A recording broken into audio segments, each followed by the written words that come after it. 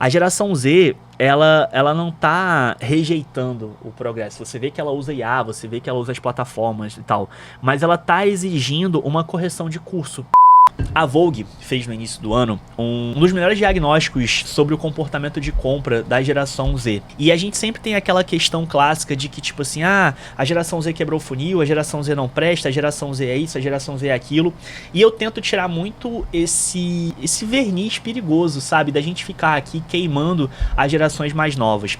Eu gosto de ler esse tipo de artigo, eu gosto de compreender esse tipo de coisa, porque ajuda a gente a entender não só esse momento que a gente está vivendo enquanto sociedade. Pela primeira vez na história, a gente tem 4 gerações coexistindo e 4 potenciais grupos consumidores, e vai entrar o 5º daqui a pouco, depois da geração alfa. Mas eu gosto da gente tentar prever esses movimentos e tentar entender para onde que a internet está indo. Por isso que é tão importante a gente entender o que a geração Z está pensando, porque hoje eles são quem ditam o rumo da internet, do que vai ser consumido, do que vai ser pensado, do que vai ser planejado. Amanhã vai ser a geração alfa, mas já fomos nós millennials, sabe? Então é interessante a gente entender esses caminhos e por que essas mortes acontecem, né? Então, fala-se no artigo que o funil linear morreu, fala-se no artigo que o funil começa pela comunidade, que a geração Z ela é muito mais estratégica, muito mais participativa, falam-se que o novo KPI surge aí com a velocidade da conexão, que o funil velho, se você se associar a ele, você vai criar uma marca morta. Então, a gente vai falar muito sobre comunidade e seu futuro, e aí aqui a gente tem um artigo, e que é lindo, assim, cara, tipo, a Vogue é foda, assim, tipo, é lindo, o material, pô, é absurdo, é fluido aqui e tal. Eu vou traduzir, vai dar uma quebrada aqui, porque, tipo, meu inglês não me permite ler inglês pra vocês ir traduzindo. Mas vamos lá, o artigo agora que é a pauta principal. A geração Z quebrou o funil de marketing, e agora? Fazer compra pelas redes sociais transformou a experiência de compra. Viu como quebrou aqui, ó? Mas removeu grande parte da sua alma. Agora, uma nova pesquisa da Vogue Business, da agência de cultura jovem Arquivo, mostra como a geração Z tá se voltando para as experiências de compra que oferecem algo mais profundo. Descoberta, acaso, conexão e recompensa social. Ao centrar as experiências de compra nas redes sociais e priorizar a conveniência, as marcas e os varejistas têm privilegiado a escala em detrimento da essência, despojando as compras de sua profundidade emocional. Pô, esse mousezinho passando aqui vai ser foda. Em meio ao atual clima sociopolítico e econômico turbulento, a geração Z tornou-se mais exigente do que nunca em relação ao que comprar e onde comprar. Isso aqui é aquilo que a gente fala muito da questão da baixa fidelidade que a gente tem com marca hoje em dia. Eles querem mais conexão e emoção. Ao mesmo tempo, em grande parte da magia da descoberta do significado, os elementos que tornam as interações com marcas memoráveis foram eliminados. Surge a questão: como podemos tornar as compras mais conscientes, significativas e pessoais? E principalmente, mais humanos, né? Deixa eu só abrir aqui um... Ai, cacete. E mais humanos. No ano passado, a Vogue Business relevou que a geração Z revolucionou o funil de marketing. Agora, foi ano passado? Caramba. Agora nos unimos novamente à agência Arquivo para entender o que eles construíram no lugar. A Arquivo conduziu um estudo qualitativo e quantitativo com 750 jovens da geração Z e 250 millennials nos Estados Unidos. Tanto a Arquivo quanto a Vogue também realizaram grupos focais e entrevistas qualitativas com dezenas de jovens da geração Z. O veredito aqui, então, é que a geração Z está em busca de experiência de compra repleta de significado e emoção e está encontrando o que procura fora do tradicional varejo e mídias sociais. O mundo mudou dramaticamente e a geração mudou isso. E aí, enfim, tem aqui um relatório muito completo, mas eu fiz um resumo pra gente aqui, pra gente passar por isso bonitinho e não ficar aqui enrolado. Então tem um resumo aqui de 15 páginas pra vocês falando sobre este funil estar quebrado, né? Então, só pra gente chegar aqui já às conclusões mais imediatas, eu quero fazer uma introdução aqui pra vocês, e dessa introdução a gente vai avançando aqui dentro desse relatório. A gente tem essa otimização que ela é muito implacável, a gente tem um marketing cada vez mais vivendo de pequenas mentirinhas pra continuar vendendo. Então é Black Friday que não é Black Friday, é Graciovos que não é Graciovos, é Popó e Vanderlei Silva lutando no dia seguinte se abraçando, e a gente tem o marketing virando um grande miscelânea de comunicação e contentificando tudo, né? Então, a gente tem tido esses atritos sendo retirados, essas conveniências sendo dadas. Em detrimento disso, a gente precisa focar muito mais no convencimento e nas promessas que a gente faz, né? Então a gente tem, principalmente nas redes sociais, uma eficiência muito grande. Só que a gente tem um custo significativo também, que é justamente a alma da jornada de compra. É justamente a confiança que é gerada no público, né? A experiência que era marcada pela exploração, pela emoção, ela foi achatada num ciclo de consumo muito curto e imprensado. Então, essa pesquisa da Google, ela tenta, da Google, não, da Vogue, desculpa, ela tenta trazer o que a geração Z está liderando em contra-movimento, né? E essa geração, ela tem rejeitado ativamente o consumo mais passivo e ela está gravitando em direção às experiências de compra. Isso é verdade, peronomútil, tá? Isso pode ser verdade nos Estados Unidos porque eles têm uma pegada mais tecnológica, mais avantajada, mas não necessariamente isso é verdade, tá? Então a gente vai entender muito desse paradoxo entre conveniência e esvaziamento, né? Porque como eu falei, a conveniência ela tem tirado essa alma das redes sociais. As compras via redes sociais tornaram a jornada muito perfeita, mas removeram grande parte dessa essência. Então a geração Z agora busca experiências mais profundas, descoberta, acaso, conexão e recompensa emocional. E é interessante a gente compreender essa relação de mão dupla, né, que os jovens têm com o comércio, porque ele é um imperativo quase que estratégico para a gente entender. Por quê? As plataformas, elas são ferramentas essenciais para a descoberta de novos produtos, mas a natureza dela está cada vez mais sem atrito. Você faz um comentário, quero, e aí uma automação pega, te joga no direct, manda o link, manda cupom, faz tudo. E a gente está gerando consequências emocionais inesperadas no meio disso tudo. E algumas vezes até negativas também, tá? Especialmente para gerações mais novas, porque a conveniência ela tem um custo. E a geração ela está começando a sentir o peso desse custo de uma forma mais aguda. Então, esse dado tá aqui, e a gente tem outros dados também aqui para trazer, mas a geração Z, ela não só cresceu com as redes sociais, mas ela integrou profundamente as redes sociais no processo de compras dela. Então, os millennials, que foram os pioneiros nessa área, foram superados.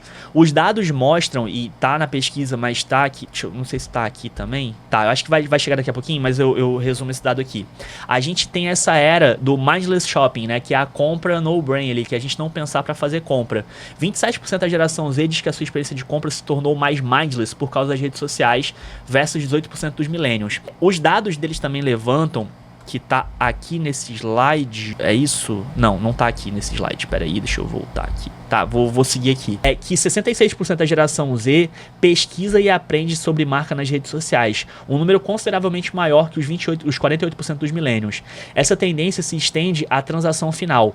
Quase metade da geração Z comprou diretamente numa rede social no último ano, em comparação com 38% dos millennials. A preferência por plataforma específica para a descoberta de novos produtos também revela uma diferença geracional. E aqui a gente tem esse gráfico aqui, ó. Vou só tirar a tradução porque aí ele funciona melhorzinho. Aqui. Tipo, quais são as principais plataformas que tem essa diferenciação entre geração Z e Millennium? O TikTok é para geração Z magnânimo ali com 92%, os Millennials 85%, o YouTube 88%, tá empatado, o Instagram 87%, 84%, o Facebook 75, 81, desculpa, o Pinterest, pulei o Pinterest, né? 85, 86, a geração Z 75 no Facebook, 81 para os millennials, e o Reddit 65 e os millennials 74. Então aqui a gente vê essa preferência por plataforma específica para a descoberta de novos produtos e essas diferenças geracionais. A gente tem aqui uma maioria dos mais novos preferindo o TikTok, por exemplo, essa coisa mais acelerada, mais rápida, o TikTok Shop, ele tem performado muito bem. Eu não sou uma pessoa TikTok Shop, eu não consigo comprar, isso me incomoda muito, essa estética de jogando coisa na cara o tempo todo. E aí a gente tem esse paradoxo da homogeneização. Deixa eu só ajeitar aqui o slide. A gente tem esse paradoxo da homogeneização. O que esse paradoxo diz pra gente? Ele diz o seguinte: no primeiro dia de aula, isso aqui é uma entrevista que a menina deu, né? No primeiro dia de aula, literalmente centenas de outras garotas tinham a mesma bolsa, parecia distópico, a Isabelle de 21 anos. Quando todo look tá no swipe, a um swipe de distância, fica mais difícil pra alguém criar um estilo que pareça realmente seu. Isso aqui é o equivalente a você comprar roupa na C&A ou na Riachuelo e ir pra um festival, e você vai ver 40 pessoas com a roupa igual a sua. A mesma coisa acontece com essa questão da facilidade, da conveniência das compras dentro das redes sociais. E aí aqui o artigo destaca o que eles chamam de atenção do doom shopping, né? E a erosão desse significado dessas compras e tudo que a gente faz. Depois apesar da gente ter uma adoção muito alta e a facilidade do comércio gerar uma experiência de compra mais positiva, a gente tem também uma experiência negativa sendo gerada para muitas pessoas. A geração Z, ela é significativa mais propensa a descrever a sua experiência de compra como impensada. 27% contra 18% dos millennials, foi aquele gráfico que a gente mostrou.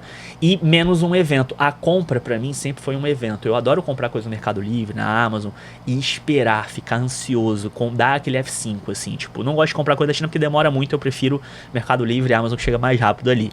Então, a gente tem uma sensação de vazio vazio, ligada a um comportamento que é emergentemente conhecido como doom shopping, né? Que comprar não é mais uma terapia, agora vem com um sentimento complexo de culpa e uma tendência à compra por impulso que gera associação negativa a longo prazo. Então, esse doom shopping é um ciclo de compras impulsionado pelo scroll infinito que frequentemente resulta em culpa e remorso. É você tá passando o teu dedo lá e aparecer alguma coisa que você não precisa, você falar, puta, vou comprar, sabe? Tá tão fácil, meu cartão já tá lá, eu dou 2 cliques e eu consigo chegar lá.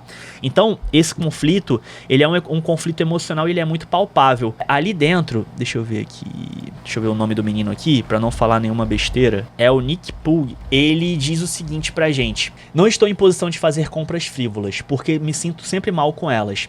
E aí, tipo, ele, enfim, fala mais coisa e tal, e a menina que entrevista ele, que é a Kyla, ela contextualiza que esse sentimento, ele tem um atrito associado, né, a teoria do atrito. E ela explica que a gente cria um mundo digital sem atrito, onde tudo tá a um clique de distância, o que cria essa sensação de desatenção nas pessoas, enquanto o mundo físico se torna cada vez mais complexo. Então, num ambiente digital imprensado, colide diretamente com a ansiedade econômica da geração Z, um sentimento de niilismo econômico, de acordo com o relato deles. É alimentado pela crise imobiliária e pelas dívidas estudantis e leva essa geração a um ciclo de curto prazo de gastos, onde a compra impulsiva oferece um alívio momentâneo num futuro financeiro que parece incerto. É aquela coisa, pô, vou comprar porque eu não sei o dia de amanhã, né? E esse ciclo faz o arrependimento ser quantificável. A geração Z, ela reporta uma maior incidência de comportamento de compra que leva a sentimento negativo. Então aqui a gente tem, ó, comprar um produto e se sentir imediatamente culpado é uma porcentagem de 68% da geração Z falando isso. Comprar um produto que não precisa, 64%. Comprar imitações ou versões de uma marca, de um produto conhecido, 63%. Não devolver algo porque é muito trabalhoso, 58%. Eu sou disso, tá? Eu tenho uma preguiça insana de devolver as coisas quando compram. Quando eu compro, assim, não vem o que eu quero. E aí, tipo assim, cara, eu tenho muita preguiça de devolver. Muita preguiça, muita preguiça. Muita preguiça. E 52% afirmam que compram um produto por quem tá no momento viral online. E 45% fazem compras extravagantes que não podem pagar. Então, a gente precisa entender como que a gente recupera essa magia da compra, né? Isso é meio esquisito, isso é muito marqueteiro da minha parte, mas é justamente essa revolução desse atrito, né? Tipo, dessa teoria do atrito. Porque essa crescente insatisfação com a natureza impessoal e impulsiva das compras tá levando a geração Z a procurar ativamente alternativas que reintroduzam significado na jornada de consumo deles. Então, essa resposta, ela vem com uma gravitação em direção à experiência que exige mais esforço, mais participação e até mais mão na massa mesmo, sabe? Eles estão introduzindo ou reintroduzindo uma microficção intencional, que é um momento de desafio, de descoberta, de conexão humana. Eu fiz esse ano com o Perfil de Dono, que foi um curso que a gente fez para que ele fosse ao vivo. As aulas são ao vivo, você pode assistir o replay, mas assistir a aula ao vivo é muito mais legal. Isso gera uma fricção, isso aumentou muito o engajamento da galera com o Perfil de Dono, com o curso, saca? Uma outra coisa que acontece parecido, vou até abrir a janela aqui para poder falar. Uma outra coisa que já aconteceu, mas isso aconteceu por volta da década de 50, é com o período pós-guerra ali, pós-primeira guerra, muitas mulheres, muitas famílias perderam suas matriarcas e tal, e com isso muitas receitas se perderam, muitas maneiras de fazer as coisas se perderam. E aí quando as donas de casa, elas foram assumir seus lares sem esse background gastronômico, elas queriam fazer bolo, mas elas não sabiam as receitas, elas não tinham acesso a isso e tal, e a indústria foi lá e achou um belo jeito e veio junto com toda aquela questão. Tem eu não sei se ele chega a ser um documentário da Netflix, tá? Pode ser visto como um documentário sim, que é o Cooked. Não sei, vocês podem assistir que ele fala um pouco disso no Cooked, mas ele fala sobre a introdução do alimento ultraprocessado, da facilidade, da conveniência desse alimento na rotina do americano médio. E aí a indústria alimentícia e tal foi lá e criou a mistura de bolo. A mistura de bolo era literalmente você pegar aquela mistura, colocar leite ou água, botava na forma e teu bolo tava pronto. Só que isso gerou e era pra ser um sucesso esse produto, só que isso gerou um grande problema, porque as donas de casa, elas não queriam mais, na verdade elas queriam participar mais da feitura daquele bolo. Então, tipo, contrataram um psicólogo de consumo, blá blá blá, ele fez uma série de pesquisas e tal, e aí chegaram à conclusão de que eles tinham que tirar a albumina da fórmula da massa de bolo para que as donas de casa pudessem quebrar um ovo. E elas puderem, o simples fato dela quebrar o ovo e misturar aquele ovo com aquela massa e botar o leite, que não sei o que, pra assim botar na forma, sujar as mãos, fez com que o produto fosse um sucesso que a gente tem até hoje, que é aquela mistura de bolo e tal. Mas é muito ver como isso é cíclico, né, cara? A gente tá no mesmo movimento aqui. Então, ó, eles destacam aqui que esse novo manual passa por esse renascimento das experiências físicas, né? Então a questão da caça, a emoção da caça, a geração Z quer sentir que tá fazendo o trabalho de garimpar para descobrir algo por si mesma. Eles querem a emoção da perseguição. Então a emoção deles de compra, satisfação, ela não reside no produto final, ela reside muito mais no descobrir as coisas, né? Então ele fala aqui muito da popularidade da revenda e das descobertas vintage. É como um testemunho disso. Se você for focar no TikTok, coisa de desapego, de achadinhos e tal. Inclusive, na Black Friday a gente viu muito esse comportamento, né? De achadinho de cupom pra poder fazer uma compra. A gente já tá vendo esse movimento chegar no Brasil. A Black Friday foi basicamente isso. Eu não pesquisei isso, mas perfis de achadinho. Isso daria uma bela investigação, tá? Perfis de achadinho, Black Friday, estratégia. Será que alguém já falou sobre isso? Se não, ó, tipo aqui, mas não tem ninguém falando isso, ó. Tipo, mas as marcas usaram muito com perfil de achadinho, tá? Dá pra fazer um conteúdo sobre isso. Se vocês quiserem, eu posso fazer também pra gente falar mais sobre isso, sobre essa estratégia de achadinhos. Mas essa abordagem, ela valoriza muito o esforço da descoberta e a singularidade. E aí ele fala muito aqui das revendas vintage e dos brechó, tá substituindo o fast fashion, e há um prestígio em encontrar uma ótima imitação, né, um dupe, que faz a geração Z se sentir da mesma forma que garantia um item de colecionador. Então, 28% falaram que preferiam ter uma bolsa Hermès da Birkin, eu não sei se é a mesma marca, eu sou meio burro com isso, de $10 mil, e 72% falaram que preferiam um Birkin do Walmart, que valia menos de $100. Então, tipo, você vê que o apreço ao luxo, a essa coisa, ela já não tá mais pegando tanto. Uma outra coisa é o pilar da conexão com o mundo real, né? O pêndulo, ele tá voltando, o varejo, ele é cada vez mais relevante, e ele é mais relevante do que nunca à medida que a geração Z busca por experiência fora desse scroll infinito, coisas que não podem oferecer. Então, eles falam muito também, não só da descrença na informação tradicional, com os motores de busca, que eles acreditam que não vão deixar de existir muito em breve, mas eles falam muito desse ecossistema de influência e descoberta, que vem muito dessa ascensão dos criadores de comunidade, sabe? Então a gente tem dados aqui que o poder do presencial, ele é muito grande, né? A gente tem aqui, ó, 70% da geração Z tem interesse em participar de eventos ou ativações de marcas presenciais. Cara, eu li um relato, encontro para fumar. Eu vi um relato esses dias que, tipo assim, tem um ator. Eu vou procurar aqui enquanto eu leio. Eu vou procurar aqui. Eu vou procurar até no meu e-mail. Deixa eu abrir aqui, peraí. Eu tava vendo, cara, que rolou na semana passada. Esse cara aqui eu não sei quem é. Ele é um influenciador que fuma. Basicamente, ele é um influenciador que fuma. E aí ele fez, cara, tipo um flash mob, assim. Ele fez um encontro com os seguidores dele, assim, tipo... E nesse encontro, basicamente, ele chamou a galera pra fumar com ele, assim, tipo... Então, vem aí, fuma comigo, sabe? E ele é o Bob, né? Tipo... Então, vamos lá. Ele é um nova-iorquino que fez uma pausa pra fumar e se transformou num espetáculo. Ele também é conhecido como Bob, o mestre do cigarro. E ele convidou o público pra fumar um cigarro com ele, né? Então, tipo, o evento aconteceu das 14 às 14h05 e contou com a presença de mais de 2.500 pessoas, segundo a página de convite da Pressful. O Bob não é um homem qualquer, ele faz parte da marca de roupa Old Juice New York e tem uma grande participação em ação de marketing guerrilha. Mas ele juntou a galera pra fumar. Simplesmente, sabe? Tipo assim, então você vê muito essa questão das marcas apostando nesses momentos muito imperdíveis ali, né? Tipo, e cara, beleza que fumar não é uma coisa legal, não recomendo que vocês fumem, mas você vê muito esse poder do presencial. 70% da geração Z tem interesse em participar de eventos ou ativações de marcas presenciais. Para a geração Z, o varejo físico é percebido como mais que uma ocasião especial, mais luxuoso e mais divertido. E a cultura da fila voltou. Esperar numa fila se tornou um símbolo de status, transformando a fila num evento. E a gente entra no pilar 3 aqui, que é a comunidade de verdade. Quando a galera tá cansada de algoritmo e de serem constantemente alvo de venda, a geração Z tá gravitando para espaços sociais mais privados, íntimos, para encontrar pessoas com interesses semelhantes e recomendações não filtradas. Então, os comentários têm sido um lugar de pesquisa para essas pessoas. E eu confesso que eu já faço isso. pessoas da geração Z. Eu confesso que eu já tenho feito isso, assim, tipo, essa questão de olhar os comentários, sabe? Então, ó, 52% da geração Z vai pra seção de comentários ao pesquisar marcas e produtos, em comparação com 37% que visita os perfis das marcas. Os comentários não são pagos para promover produtos, é a atividade real e crua dos usuários e as pessoas não se seguram em comentar. O ragebait vem muito disso também, as marcas usam isso como isca para fazer as pessoas comentarem também. O quarto pilar é essa nova busca pessoal. A geração Z, ela não está rejeitando a tecnologia, ela está exigindo uma correção de curso. Eles estão usando ferramentas como IA não para resposta simples, mas como conselheiro pessoal. E isso torna as coisas mais perigosas, porque eles começam a rejeitar os especialistas, né? Então a gente tem aí uma dicotomia em comportamento. E aí a IA é uma confidente de estilo. A geração Z, ela usa o ChatGPT como um parceiro de debate e que desafia ela enquanto ela toma decisão. É uma forma de pedir conselho de forma privada, explorando a identidade que talvez não se sinta confortável de expressar em outros lugares. E aí, tipo aqui, ó, um prompt que eles mostram lá. Eu tô indo num festival de arte alternativa e quero um look que misture uma estética dark com um toque de futurismo.